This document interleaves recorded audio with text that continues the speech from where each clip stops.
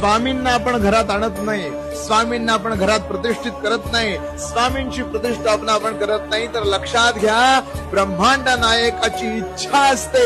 स्वामी समर्थ महाराजांची ज्यांना आपण परब्रह्म म्हणतो त्या भगवंताची इच्छा असते, म्हणून या सगळ्या गोष्टी होतात.